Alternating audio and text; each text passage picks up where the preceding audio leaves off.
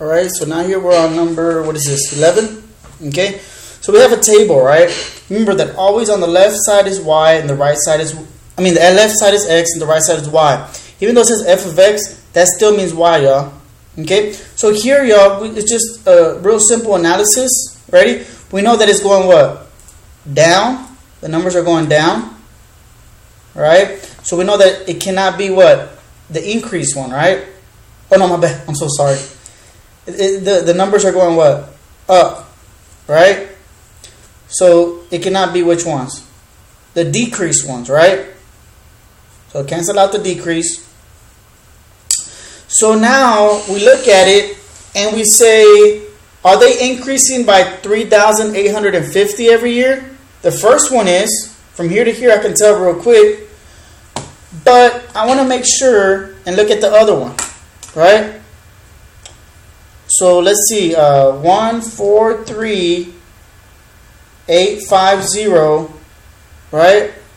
And plus 3,850 equals, is that the next one? Is the next number? No, so it's not increasing by what? 3,850. So it must be which one? A. But just for those that, like, oh no, but Mr. Ramirez, I want to know how to do this. That's 2.75%, right? Which is basically what?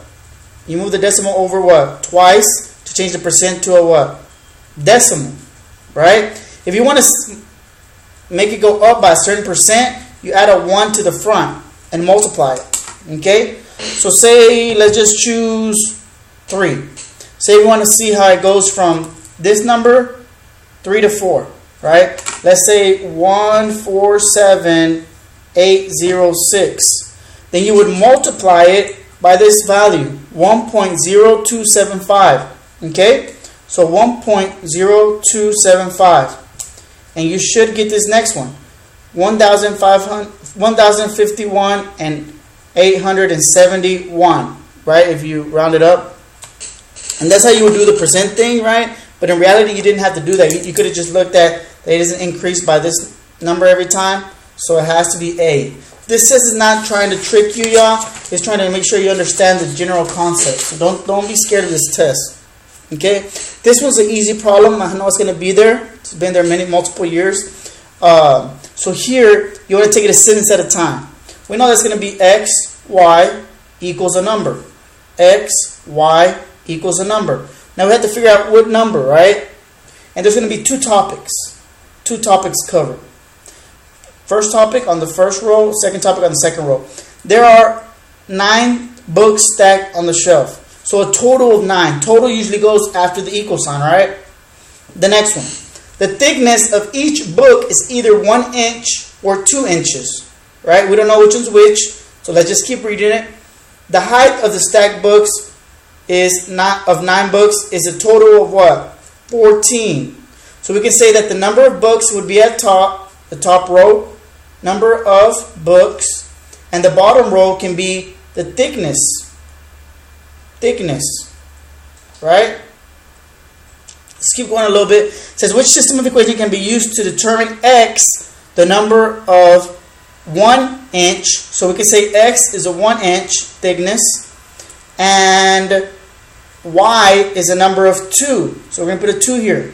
So let's put a plus, right? Because look, there's only pluses, so might as well put plus. But you're also adding, right? You're combining. So the total number of x books and y books is 9. The total number of 1 inch thickness and 2 inch thickness is a total of 14 inches thick, right? They said right there, 14 inches. So which one looks right, y'all? X plus 9, x plus y equals 9, so we can cancel these two. It's going to be H or J. 1 is with the x, so 1 is with the x. So then that cancels out, and it's what, y'all? J. Okay? Now let's go to number 13. Here it says, which graph shows a function with a domain of all real numbers? All real numbers greater than 7. Right? So domain, we're talking about what, y'all? X. So who cares about the y right now? Don't look at the y. Use the y-axis. Don't pay attention to this. You want to pay attention to what, y'all? This right here. Right? Which is your domain, your x. Okay? So right now what I want you to do is to draw a line here at the 7. Because they say something about 7, right? So draw a line here at the 7. Right? First of all, these arrows are pointing up. That's your y, right? That's dealing with your range. So it can't be that. Arrows pointing down. That's up and down. That's your y. So we're not even dealing with b. So it's like I said, it's a 50-50 chance test, y'all. Don't make it too hard than it is. So here it says greater than 7. We know that this side is negative. This side is positive. So it gets bigger as we go to the right. Right? So here it starts at 7 and gets greater. Here it starts at what, y'all?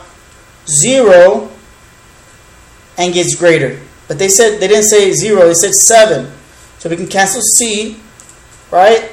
So we'll have what? A. Okay? Not too bad.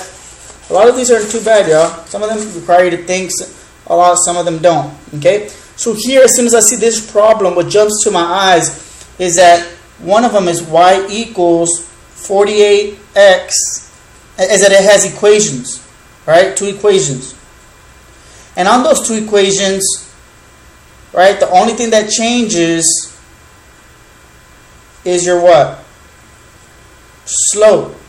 Okay? After that, I'm going to read it. And also, it says, how many fewer hats will the students have available if what?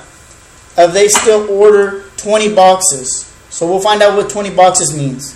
Maybe Y, maybe X. Let's just find out. Say it says students at a school will sell hats to raise money. If there is some hats left over from the last year, there was some hats left over last year, and 20 boxes of hats were ordered this year. When order arrives, the total number of hats the students will have can determine by using the function, right? So whenever you want to know what y equals, look right before it, right before the equation. Total number of what, y'all? Hats. So y means total number of hats. Let's keep going. The number of hats per box changes so that the situation where x represents the number of what, y'all? Boxes. Now it changes to another equation, they say. So then how many fewer, remember the question is 80% important? Question is very important. Then how many fewer hats will students have available? Fewer means to what, y'all? Subtract. So we're going to subtract something. Okay? So 20 means x because it's going to be the number of boxes. See, number of boxes is 20. So what do you think we're going to do, y'all? Yes, plug in 20 in each equation. Okay? So what you could do is plug in the equations. So y equals, clear them up, clear them in the calculator, clear.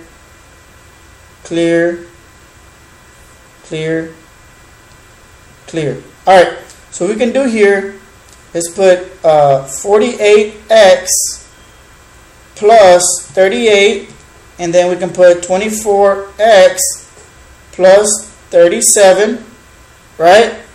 And then push second table. Okay? We're going to plug in how many boxes? X is what? 20. So there's 2 values there. It says fewer, so most likely we're going to do what, y'all? Subtract. 997. What was the other number? Subtract. It says 517. What do I get? Yes, the answer is 480. Okay? So, you know what? I think that we have time for one more. I'm going to make time for one more. Okay? It might go over 11 minutes, 12 minutes, but I want to do one more on this video. Okay, it's not too bad. This problem is not too bad. Alright, so here it says, what is a solution? Solution means what, y'all? 0. I've been teaching y'all this. Root. What else? X-intercept. Intercept. So all you do is, when they ask you for all this stuff, all you do is draw x and y, and we want our y to be what? 0, y'all. We want our y to be 0.